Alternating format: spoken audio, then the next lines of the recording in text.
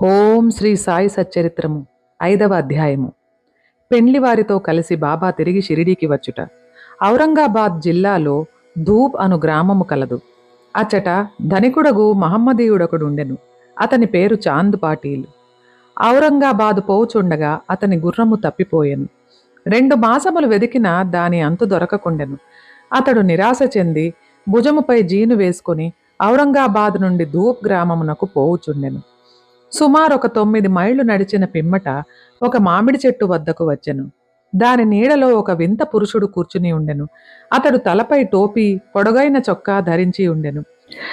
చంకలో సటకా పెట్టుకుని చిలుము తాగుటకు ప్రయత్నించుచుండెను. దారి వెంట పోవు చాందు పాటీల్ను చూచి అతనిని పిలిచి చిలుము తాగి కొంత తడవు విశ్రాంతి తీసుకొనమనెను. జీను గురించి ప్రశ్నించెను. అది తాను పోగొట్టుకొనిన గుర్రముదని చాంద్ పాటీలు బదులు చెప్పెను. ఆ దగ్గరలో ఉన్న కాలువ పక్కన వెతకమని ఫకీరు చెప్పెను. అతడచటకు పోయి గడ్డి మేయుచున్న గుర్రమును చూచి మిక్కిలి ఆశ్చర్యపడెను. ఈ ఫకీరు సాధారణ మనుజుడు కాడనియు గొప్ప ఔలియా అనియు ఉండవచ్చునని అనుకొనెను. గుర్రమును తీసుకొని ఫకీరు వద్దకు వచ్చెను. చిలుము తాగుతూ ఉండగా చిలుము వెలిగించుటకు నిప్పు, గుడ్డను తడుపుటకు నీరు కావలసి ఉండెను. ఫకీరు సటకాను భూమిలోనికి గుచ్చగా నిప్పు వచ్చెను. మరలా అక్కడే సటకాతో నేలపై మోదగా నీరు వచ్చెను. ఫకీరు చాపీని నా నీటితో తడిపి నిప్పుతో చిలుమును వెలిగించెను. అటుల సిద్ధమైన చిలుమును ఆ ఫకీరు తాను పీల్చి తరువాత చాంద్ పాటీలికి అందించెను. ఇదంతయు చూచి చాంద్ పాటీల ఆశ్చర్యచకితుడయ్యెను. ఫకీరును తన గృహమునకు అతిథిగా రమ్మని చాంద్ పాటీల్ వేడెను. ఆ మరుసటి దినమే ఫకీరు పాటీలు ఇంటికి పోయి అచట కొంతకాలం ఉండెను. ఆ పాటీలు గ్రామమునకు మునసబు. అతని భార్య తమ్ముని కొడుకు పెండ్లి సమీపించెను. పెండ్లి కూతురిది షిరిడీ గ్రామము. అందుచే కావలసిన సన్నాహములన్నయూ చేసుకుని పాటీలు షిరిడీ ప్రయాణమయ్యెను. పెండ్లివారితో కలిసి ఫకీరు కూడా బయలుదేరెను. ఎట్టి చిక్కులు లేక వివాహము జరిగిపోయెను. పెండ్లివారు ధూప్ గ్రామము తిరిగి వెళ్ళిరి కాని ఫకీరు మాత్రము షిరిడీలో ఆగి అచ్చటనే స్థిరముగా నిలిచెను. ఫకీరునకు సాయి అను నామం ఎట్లు వచ్చెను. పెండ్లివారు షిరిడీ చేరగానే ఖండోబా మందిరమునకు సమీపమున ఉన్న భక్త మహల్సాపతి గారి పొలములో ఉన్న మర్రి చెట్టు కింద బస చేసిరి. ఖండోబా మందిరమునకు తగిలి ఉన్న ఖాళీ జాగాలో బండ్లు నిలిపిరి. బండ్లలో ఉన్నవారు ఒకరి తర్వాత ఒకరు దిగిరి. ఫకీరు కూడా దిగెను. బండి దిగుచున్న యువ ఫకీర్ను చూచి భక్త మహల్సాపతి రండి సాయి అని స్వాగతించెను. తక్కిన వారు కూడా ఆయనని సాయి అని పిలవనారంభించిరి. అది మొదలు వారు సాయిబాబాగా ప్రఖ్యాతులైరి. ఇతర యోగులతో సహవాసము. సాయిబాబా షిరిడీలో ఒక మసీదులో నివాసం ఏర్పరచుకొనిరి. బాబా షిరిడీ రాకపూర్వమే దేవీదాస్ అను యోగి షిరిడీలో ఎన్నో సంవత్సరముల నుండి నివసించుచుండెను. బాబా అతనితో సాంగత్యమునకిష్టపడెను. అతనితో కలిసి కొంతకాలము మారుతి మందిరములోనూ చావడిలోనూ ఉండెను. కొంతకాలము ఒంటరిగా ఉండెను. అంతలో జానకీదాస్ గోసాయి అను ఇంకొక యోగి అచ్చటకి వచ్చెను. బాబా అప్పుడప్పుడు ఈ యోగితో మాట్లాడుచుండెడివారు. లేదా బాబా ఉండు చోటకు జానకీదాస్ పోవుచుండెను. అటులనే పుణతాంబే నుండి ఒక వైశ్య యోగి షిరిడీ వచ్చుచుండెడివాడు. ఆయన గృహస్థుడు, పేరు గంగాగీరు. ఒకనాడు బాబా స్వయముగా కుండలతో నీళ్లు తెచ్చి పూల చెట్లకు పోయిచుండుట చూచి అతడు షిరిడీ గ్రామస్తులతో ఇట్లనెను. ఈ మణి ఇచ్చటన ఉండుట వలన షిరిడీ పుణ్యక్షేత్రమైనది. ఈయనీనాడు కుండలతో నీళ్లు మోయిచున్నాడు. కాని అతడు సామాన్య మానవుడు కాడు. ఈ నేల నిజముగా పుణ్యము చేసుకున్నది. కనుకనే సాయిబాబా అను ఈ మణిని రాబట్టుకొనగలిగెను. ఏవలా గ్రామములో ఉన్న మఠములో ఆనందనాథుడని యోగి పుంగవుడు ఉండెడివాడు. అతడు అకల్ కోట్కర్ మహారాజు గారి శిష్యుడు. అతడు ఒకనాడు షిరిడీ గ్రామ నివాసులతో బాబాను చూడవచ్చెను. అతడు సాయిబాబాను చూచి ఇట్లనెను. ఈయన ఒక అమూల్యమైన రత్నము. సామాన్య మానవుని వలె గాన్పించినప్పటికీ ఆయన మామూలు రాయి వంటి వాడు కాదు. ఈయన ఒక అమూల్య వజ్రము. ముందు ముందు ఈ సంగతి మీకే తెలియగలదు. ఇట్లనుచు ఆనందనాథుడు తిరిగి ఏవలా వెళ్ళెను. ఇది శ్రీ సాయిబాబా యవ్వనమున జరిగిన సంగతి. బాబా దుస్తులు, వారి నిత్యకృత్యములు. యవ్వనమందు బాబా తన తల వెంట్రుకలు కత్తిరించుకొనక జుట్టు పెంచుకొనుచుండెను. పహిల్వాను వలె దుస్తులు వేసుకొనిచుండెడివారు. షిరిడీకి 3 మైళ్ల దూరములో ఉన్న రహతాకు పోవునప్పుడు ఒకసారి బంతి, గన్నేరు, నిత్యమల్లె మొక్కలు తీసుకొని వచ్చి నేలను చదును చేసి వాటికి నీళ్లు పోయిచుండెను. అనుదినము వామన్ తాత్య అను కుమ్మరి బాబాకు కాల్చని 2 పచ్చి కుండలు ఇచ్చుచుండెడివాడు. బాబా స్వయముగా బావి నుండి నీళ్లు చేది ఆ నీటిని ఆ పచ్చి కుండలతో తోడి భుజముపై మోసుకొని వచ్చి మొక్కలకు పోసెడివారు. సాయంకాలము ఆ కుండలకు వేప చెట్టు మొదట బోర్లించుచుండిరి. కాల్చని వగుటచే అవి వెంటనే విరిగి ముక్కలగుచుండిద్ది. ఇట్లు 3 సంవత్సరములు గడిచెను. సాయిబాబా కృషి వలన అచట ఒక పూలతోట లేచెను. ఆ స్థలములోనే ఇప్పుడు బాబా సమాధి ఉన్నది.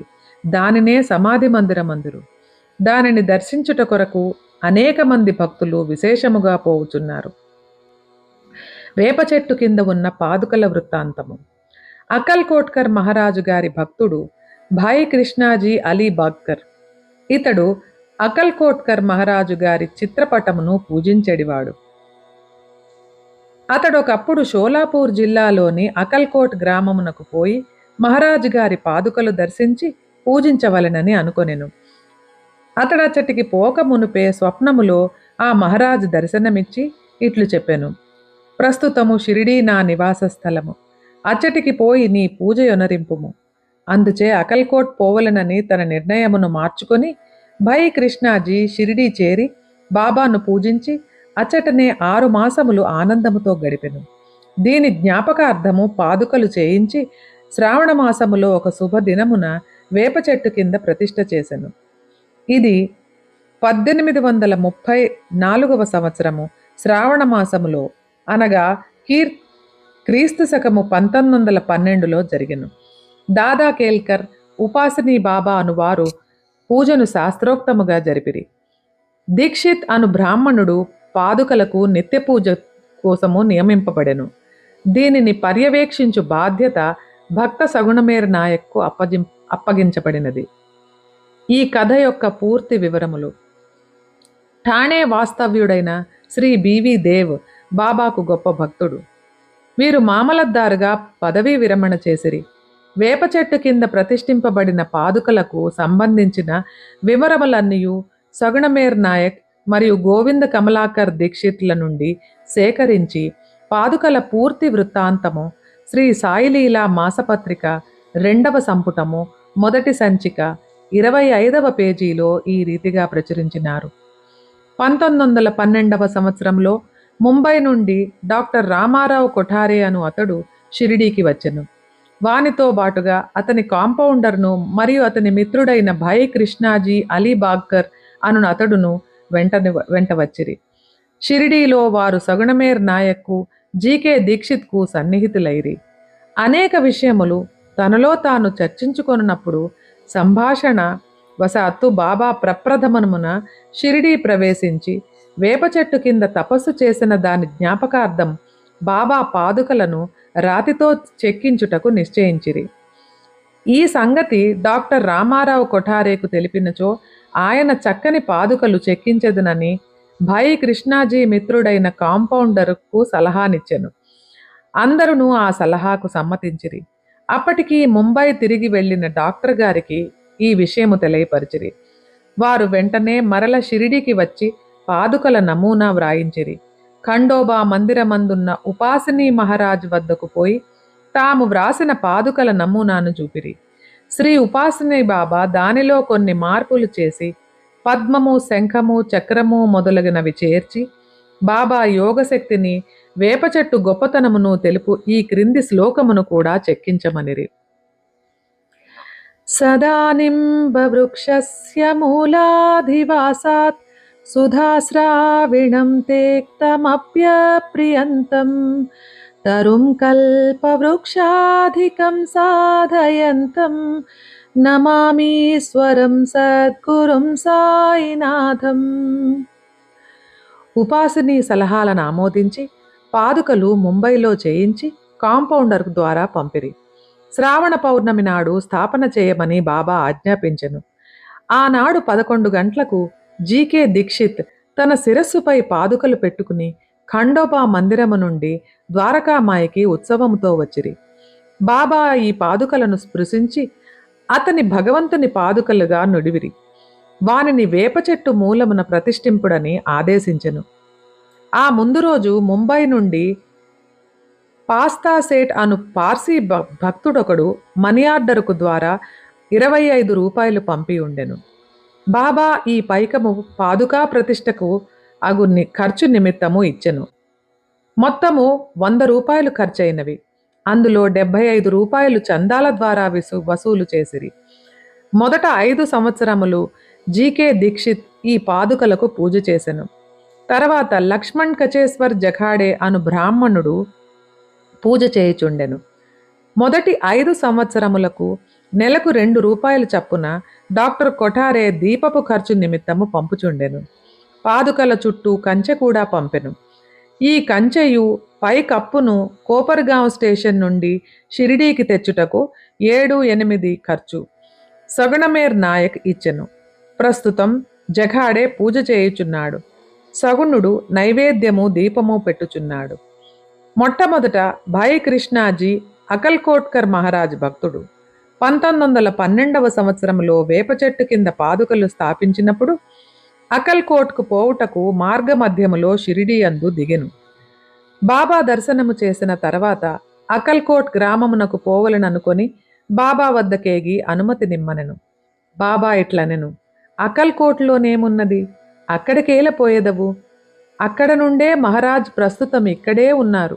వారే నేను. అది విని భాయ్ కృష్ణాజీ అకల్కోట్ వెళ్ళుట మానుకొనెను. పాదుకల స్థాపన తర్వాత అనేక పర్యాయములు షిరిడీ యాత్ర చేసెను. హేమత్ పంతునకి ఈ వివరములు తెలిసి ఉండవు. తెలిసి ఉన్నచో సచ్చరిత్రలో వ్రాయుట మాని ఉండరు. మొహియుద్దీన్ తంబోలీతో కుస్తీ, జీవితంలో మార్పు. షిరిడీ గ్రామములో కుస్తీలు పట్టుట వాడుక. అచట మొహియుద్దీన్ తంబోలి అనువాడు తరచుగా కుస్తీలు పట్టుచుండెడివాడు. వానికి బాబాకు ఒక విషయములో భేదాభిప్రాయము వచ్చి కుస్తీ పట్టిరి. అందులో బాబా ఓడిపోయెను. అప్పటి నుండి బాబాకు విరక్తి కలిగి తన దుస్తులను నివసించు రీతిని మార్చుకొనెను. లంగోటి బిగించుకుని పొడవాటి చొక్కా తొడుక్కొని నెత్తిపైన గుడ్డ కట్టుకునేవారు. ఒక గోనె ముక్కపై కూర్చునడివారు. చింకి గుడ్డలతో సంతుష్టి చెందడివారు. రాజ్యభోగము కంటే దారిద్ర్యమే మేలని నుడివెడివారు. పేదవారికి భగవంతుడు స్నేహితుడు అనేవారు. గంగాగీరుకు కూడా కుస్తీలయందు ప్రేమ. ఒకనాడు కుస్తీ పట్టుచుండగా అతనికి వైరాగ్యము కలిగిను. అదే సమయములో దేహమును దమించి దేవుని సహవాసము చేయమని ఒక అశరీరవాణి అతనికి వినిపించెను. అప్పటి నుండి గంగాగీరు సంసారమును విడిచెను. ఆత్మ సాక్షాత్కారము కొరకు పాటుపడెను. పుణతాంబే దగ్గర నది ఒడ్డున ఒక మఠమును స్థాపించి తన శిష్యులతో నివసించుచుండెను. సాయిబాబా జనులతో కలిసిమెలిసి తిరిగేడివారు కాదు. ఎవ్వరితోనూ తనంతట తాము మాట్లాడేడివారు కాదు. ఎవరైనా ఏదైనా అడిగిన దానికి మాత్రము జవాబిచ్చువారు. దినములో ఎక్కువ భాగము వేప చెట్టు నీడయందు, అప్పుడప్పుడు ఊరవతలో ఉన్న కాలువ గట్టున గల తుమ్మ చెట్టు నీడన కూర్చునిడివారు. సాయంకాలం ఊరకనే కొంత దూరము నడిచెడివారు. ఒక్కొక్కసారి నీమ్గాం పోవుచుండెడివారు. నీమ్గాంలో బాబాసాహెబ్ త్రయంబక్జీ డేంగ్లే అను అతని ఇంటికి తరచుగా పోవువారు. బాబాసాహెబ్ డేంగ్లే యందు సాయిబాబాకు మిక్కిలి ప్రేమ. అతని తమ్ముని పేరు నానాసాహెబ్. అతడు 2 వివాహములు చేసుకొన్నను సంతానము కలగలేదు. బాబాసాహెబ్ డేంగ్లే తన సోదరుని సాయిబాబా వద్దకు పంపెను. బాబా అనుగ్రహముచే నానాసాహెబ్కు పుత్ర సంతానము కలిగెను. అప్పటి నుండి బాబాను దర్శించుటకు ప్రజలు తండోపతండములుగా రాసాగిరి. వారి కీర్తి అంతటను వెల్లడి ఆయను. అహ్మద్ నగర్ వరకు వ్యాపించెను. అక్కడ నుండి నానాసాహెబ్ చందోర్కర్, కేశవ్ చిదంబర్ మొదలుగుగా గల అనేక మంది షిరిడీకి వచ్చుట ప్రారంభించిరి. దినమంతయు బాబాను భక్తులు చుట్టుముట్టెడివారు. రాత్రులందు బాబా పాడుపడిన పాత మసీదు యందు శయనించుచుండెడివారు. పొగ పీల్చుకొను చిలుంగొట్టము, కొంత పొగాకు, ఒక రేకు డబ్బా, కఫ్ని, తలగుడ్డ, ఎల్లప్పుడూ దగ్గరించుకొను సటకా మాత్రమే అప్పటిలో ఆయనకున్న సామాన్లు. తలపై ఒక గుడ్డను చుట్టి దాని అంచులను జడవల మెలపెట్టి ముడివేసి ఎడమ చెవిపై నుంచి వెనుకకు వేలాడగట్టునట్లు వేసుకొనేవారు. తమ దుస్తులను వారములు తరపడి ఉతకకుండా ఉంచుకొనివారు. చెప్పులను తొడిగేవారు కాదు. దినమంతయు గోనెగుడ్డపైనే కూర్చునిడివారు. లంగోటి కట్టుకొనిడివారు. చలిని కాచుకొనుటకు దునికెదురుగా కొయ్య చేపట్టుపై తన ఎడమ చేతిని ఆనించి దక్షిణాభిముఖముగా కూర్చునేవారు. ఆ దునిలో అహంకారమును, కోరికలను, ఆలోచనలను ఆహుతి చేసి అల్లాయే యజమాని అని పలికేవారు. మసీదులో 2 గదుల స్థలము మాత్రమే ఉండేది. భక్తులందరూ అచటనే బాబాను దర్శించుచుండెరి. 1912 తదుపరి మసీదుకు కొన్ని మార్పులు చేయబడినవి. పాత మసీదును మరామత్తు చేసి నేలపైన నగిషీరాళ్లు తాపనా చేసిరి. బాబా ఈ మసీదుకు రాకపూర్వము తకియాలో చాలా కాలము నివసించిరి. బాబా తన కాళ్లకు చిన్న గజ్జెలు కట్టుకుని సొగసుగా నాట్యము చేసేవారు. భక్తిపూర్వకమైన పాటలు పాడేవారు. నీళ్లను నూనెగా మార్చుట. సాయిబాబాకు దీపములన్న చాలా ఇష్టము.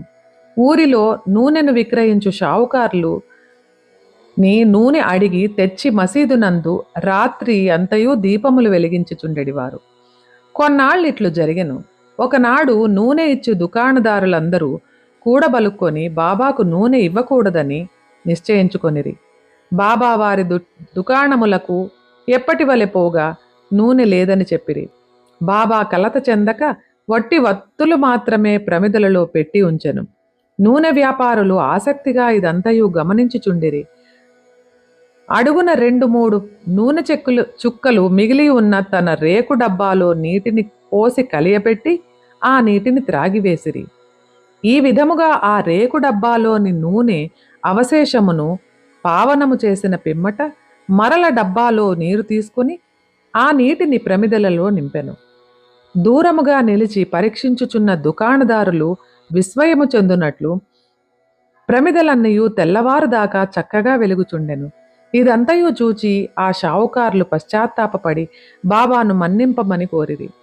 బాబా వారిని క్షమించి ఇకపైనైనను సత్యమును అంటిపెట్టుకుని ఉండుడని హితవు చెప్పి పంపివేసిరి. జౌహర్ అలీ అను కపట గురువు. పైన వివరించిన కుస్తీ జరిగిన 5 ఏండ్ల తర్వాత అహ్మద్ నగర్ నుండి జౌహర్ అలీ అను ఫకీరొకడు శిష్యులతో రహతా వచ్చెను. వీరభద్ర మందిరమునకు సమీపములో ఉన్న స్థలములో దిగెను. ఆ ఫకీరు బాగా చదువుకున్నవాడు. ఖురానంతయు వల్లించగలడు.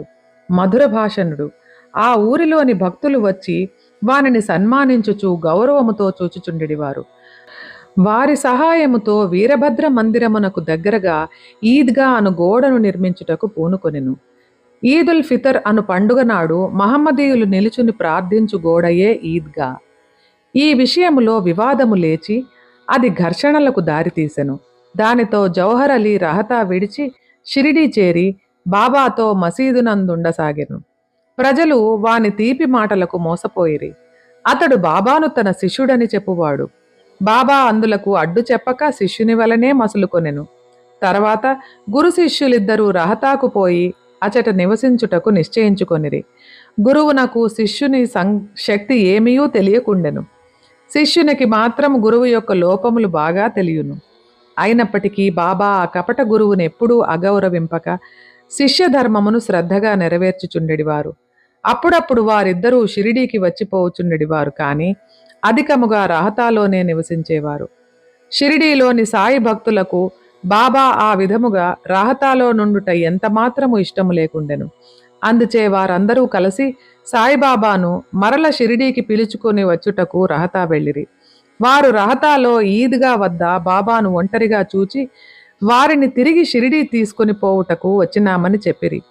జౌహర్ అలీ ముక్కోపి అని, ఆయన తనను విడిచిపెట్టడని, అందువలన వారు తన యందు ఆశ విడిచి ఫకీరు అక్కడకు వచ్చు లోపల షిరిడీకి మరలి వెళ్ళుట మంచుదని బాబా వారికి సలహా ఇచ్చాను. వారిట్లు మాట్లాడుకొనుచుండగా జౌహర్ అలీ అక్కడకు వచ్చి బాబాను తీసుకొని పోవుటకు ప్రయత్నించుచున్న షిరిడీ ప్రజలపై మండిపడెను. కొంత వాదోపవాదములు జరిగిన పిమ్మట గురు శిష్యులిద్దరూ తిరిగి షిరిడీ పోవుటకు నిర్ణయమైనది. వారు షిరిడీ చేరి అచటనే నివసించుచుండిరి. కొన్ని దినముల పిమ్మట దేవీదాస్ ఆ కపటు గురువును పరీక్షించి అతని బండారం బయటపెట్టెను. చాంద్ పాటీలు పెళ్లి బృందముతో బాబా షిరిడీ వచ్చుటకు 12 సంవత్సరములకు ముందే 10-12 వయసులో దేవీదాస్ షిరిడీ చేరెను. వారు మారుతీ దేవాలయములో ఉండేవారు. దేవీదాస్ చక్కని అంగ సౌష్ఠవము, తేజోవంతములైన నేత్రములు కలిగి నిర్వ్యామోహితావతారము వలె జ్ఞాని వలె కనిపించుచుండెను. తాత్యా పాటిల్, కాశీనాథ్ షింపి మొదలగుగా గల అనేక మంది దేవీదాసును తమ గురువుగా భావించెడివారు. వారు జౌహర్ అలీని దేవీదాస్ వద్దకు తీసుకొని వచ్చిరి. వారి మధ్య జరిగిన వాదములో జౌహర్ అలీ చిత్తుగా ఓడిపోయి షిరిడీ నుంచి పలాయనము చిత్తగించెను. ఆ తర్వాత అతడు నైజాపూరులో ఉండి చాలా ఏండ్లు తర్వాత షిరిడీకి తిరిగి వచ్చి బాబా పాదములపై పడెను. తాను గురువు, సాయిబాబా శిష్యుడు అను భ్రమ వాని మనస్సు నుండి తొలగి తన ప్రవర్తనకు పశ్చాత్తాపపడెను. సాయిబాబా వానిని యథారీతిగా గౌరవముగా చూచెను. ఈ విధముగా శిష్యుడు గురువునెట్లు సేవింపవలెనో, ఎట్లు అహంకార మమకారములను విడిచి గురు శుశ్రూష చేసి తుదకు ఆత్మసాక్షాత్కారము పొందవలెనో బాబా ఆచరణాత్మకముగా నిరూపించెను. ఈ కథ భక్త మహల్సాపతి చెప్పిన వివరముల యథాప్రకారము వ్రాయబడినది. 5వ అధ్యాయము సంపూర్ణం. సద్గురు శ్రీ సాయినాథార్పణమస్తు. శుభం భూయాత్.